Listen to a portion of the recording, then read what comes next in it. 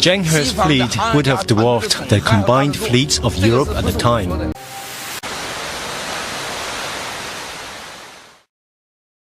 The fleet left Taikan Harbor, following east, southeast to reach the open sea. Even today, you could use this to sail to India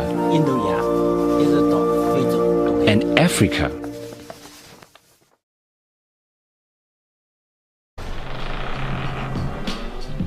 The fleet had its own embedded historian, Ma Huan, a translator who was to chronicle its voyages.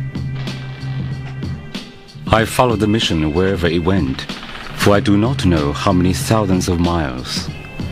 I passed through the various countries with their different seasons, climates, topography, and peoples. I am incapable of literary elegances. I write of these matters with an honest pen, and nothing more. Ma Huan's account tells us that the fleet sailed down the coast of Vietnam, past Thailand, and on to Malacca in Malaysia, just north of modern Singapore.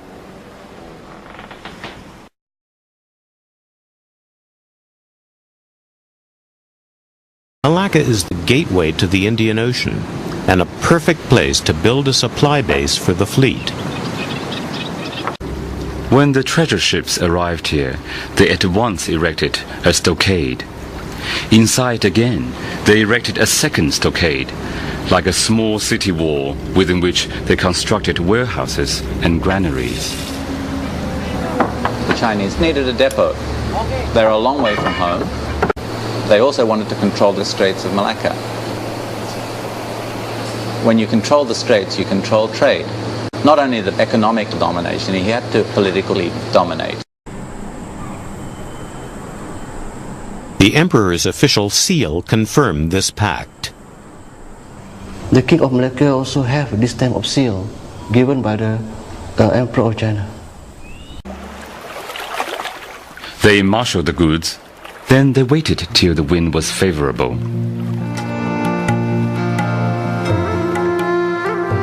Now, for the first time, they struck out into the open sea across the Indian Ocean. At Ceylon, modern Sri Lanka, they left an inscribed stone stele to record their passing. It does not record their first armed confrontation. For though Zheng He's main purpose was peaceful power projection, he was willing to use force where necessary. The fleet was threatened by the king of Ceylon. Zheng He was ready to take the island by force.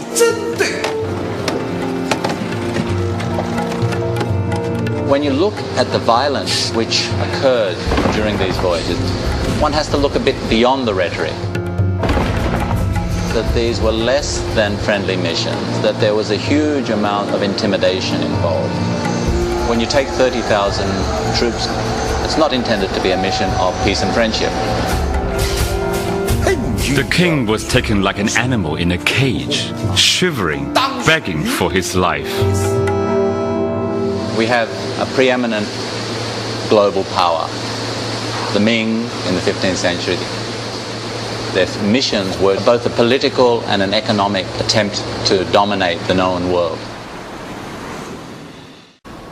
The fleet's own chronicler, Ma Huan, describes how it sailed on to India's Malabar coast and the city of Calicut. It lies beside the sea, the country of Calicut. This is a great country of the Western Ocean. They discuss the price of the silks one by one. When the price has been fixed, they write out an agreement. All join hands together, and the broker then says, in such and such a moon, on such and such a day, we have all joined hands and sealed our agreement with a hand clasp. Whether the price be dear or cheap, we will never repudiate it.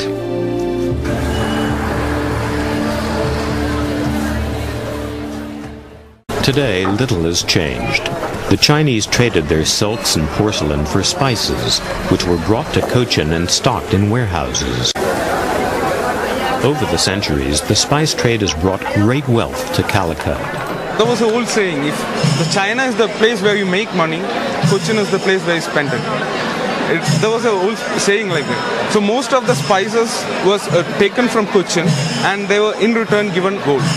You can see the ornaments on the top of elephants.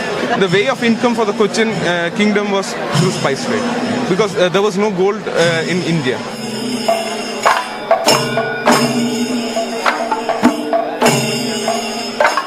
The Chinese chronicler Ma Huan was struck by how much the two great civilizations had in common. Here we have engraved a stone, a perpetual declaration for 10,000 ages. It says that a journey from this country to China is more than 100,000 li, yet the people are very similar, happy and prosperous, and with identical customs. The Starfleet had already sailed an incredible 6,000 miles. It was now ready for the next leg of its journey. His navigators did exactly what merchants do to this day.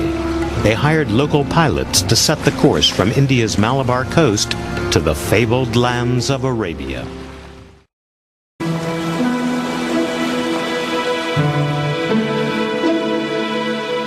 Chinese navigators also tapped into the knowledge of the Arabs. Blown by the northeast monsoon, the Starfleet entered the Straits of Hormuz, the very hub of Arabian trade routes.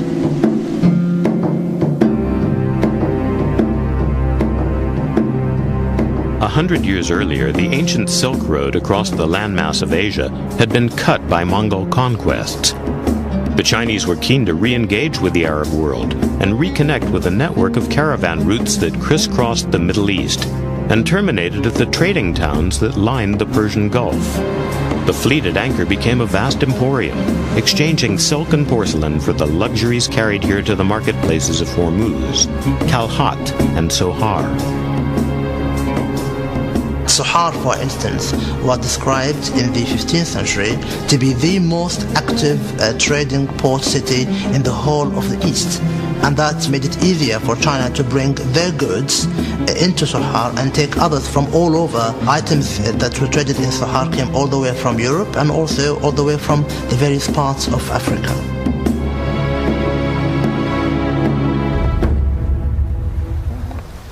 Tom Vosmer has been excavating another of these ports, Kalhat in Oman.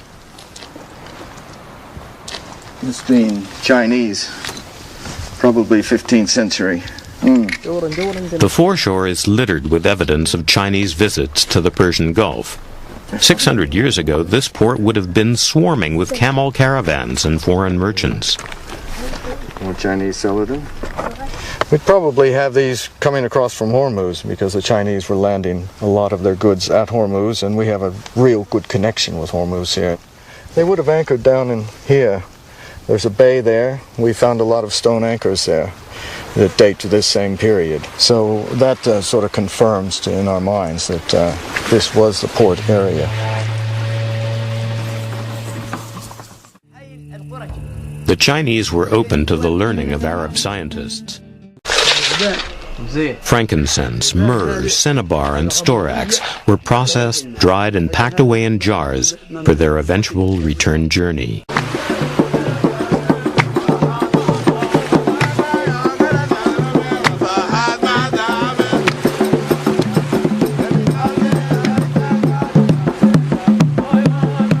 There was one more piece of invaluable information that the Chinese could learn from the Arabs, for it was they who held the key to Africa.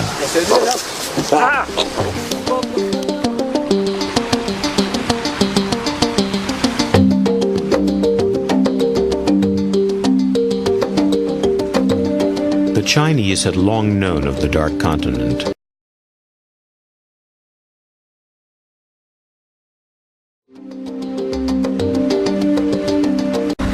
But the fascination with Africa ran much deeper.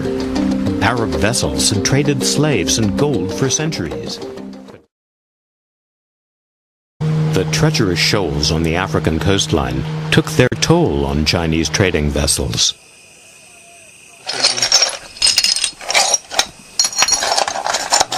There's even a special word for those who were shipwrecked here. They're known as the Famao.